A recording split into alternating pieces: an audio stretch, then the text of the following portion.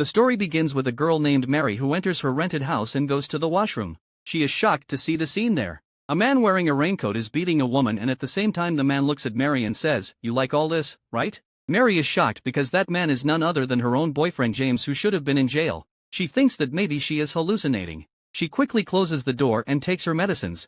Actually, Mary was released from jail only a few days ago because she herself set her boyfriend on fire. Now she comes to a new place and gives an interview for a job at a petrol pump. When Ed comes to know that she has a criminal record, he asks the reason. Mary clearly says that whatever she did was her mistake and she has already served her punishment because she came on the recommendation of the parole officer. Ed hires her. Mary happily thanks them because it is not easy for people like her to get a job. Her friend Debbie drops her home.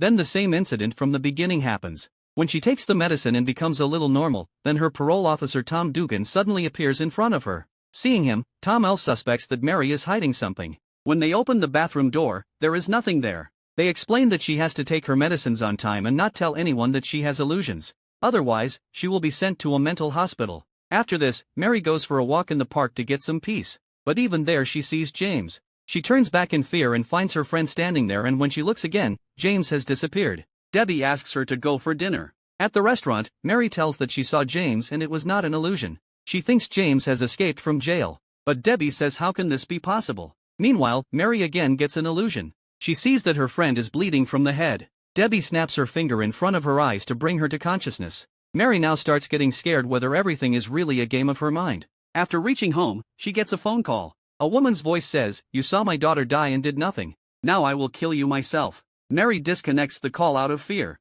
But the voice does not stop. She removes the line of the phone. But the voice still keeps coming. Finally, in anger, she breaks the whole phone. Mary had just left to go for the night shift when clouds covered the sky. It seemed as if heavy rain would start any moment. On the way, she was talking to her friend, where Mary told that she is very scared of rainy nights. The reason was her ex-boyfriend James, who often used to kill people on such nights and then call her after singing a song called Raindrops. When they reached the petrol pump, heavy rain started. As soon as she went inside, Bobby, who was on her night shift, welcomed her with a smile and explained all the responsibilities of the shift, from the cash counter. When he saw that Mary understood everything, he left.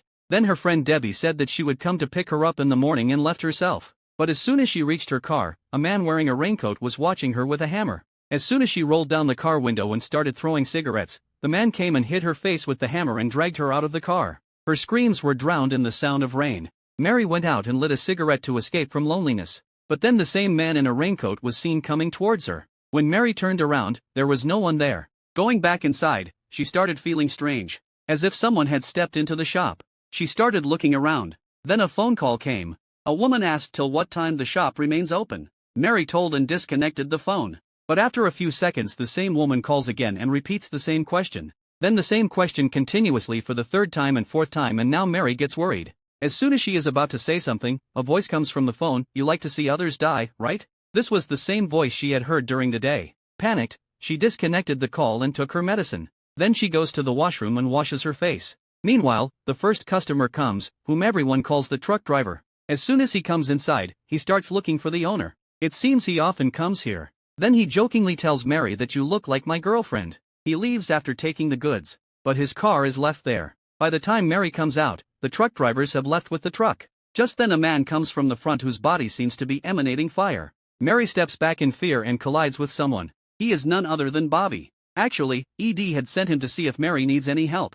After coming inside, when Mary shows him the truck driver's card, Bobby says, "Hey, this is his trick to impress girls. He will come back." During the conversation, Bobby asks Mary about the jail. Mary also clearly says, "Yes, I was in jail." Then he told her that her boyfriend James was actually a crazy serial killer who had killed 35 girls so far. Initially Mary did not even suspect anything. But one day Mary accidentally goes to the basement where she sees her boyfriend James killing a girl. James threatens her that if she tells anyone then he will kill her and her family. Mary keeps quiet out of fear. But not only this, now every time James kills someone, he forcibly makes Mary sit with him and shows him his crime. One day when Tom kills the 35th girl, Mary, drowned in guilt, thinks that now it is enough and decides to kill James. At night, after he sleeps, she sets the whole house on fire. But fate plays a strange game.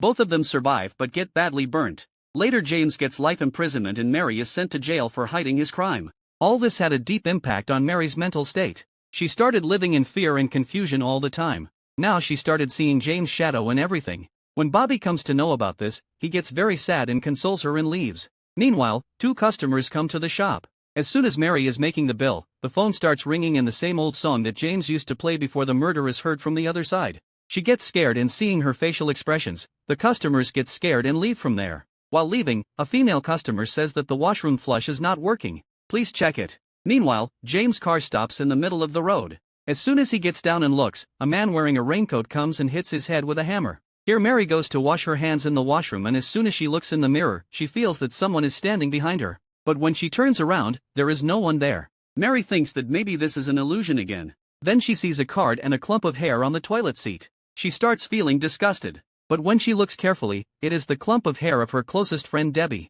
Then someone's blood-soaked hand moves towards her, and at the same time a woman covered in blood comes in front of her and screams, "Why didn't you save me?" Mary closes her eyes in fear and tells herself that all this is a lie. This is just a game of my mind. When she opens her eyes again, everything becomes normal again. Seeing all this, she does not dare to stay in the washroom any longer and runs back to the shop. As soon as she comes inside, her parole officer Mr. Tom comes in and asks her about her well-being. Mary tells that she is fine. Tom goes towards the toilet. Then another customer comes in, wearing a raincoat from head to toe. When Mary sees his face, she is shocked. This is James. She convinces herself that all this is an illusion. But then the man slaps her hard. Her cheek burns, and now Mary herself is unable to decide whether all this is true or a dream. She closes her eyes, and when she opens them again, the same person in front of her has now become a woman who was wearing a raincoat. She had come to buy petrol, and after paying, she casually asks, "Till what time will you be open tonight?" Mary immediately recognizes her voice. This was the same woman who was calling her continuously.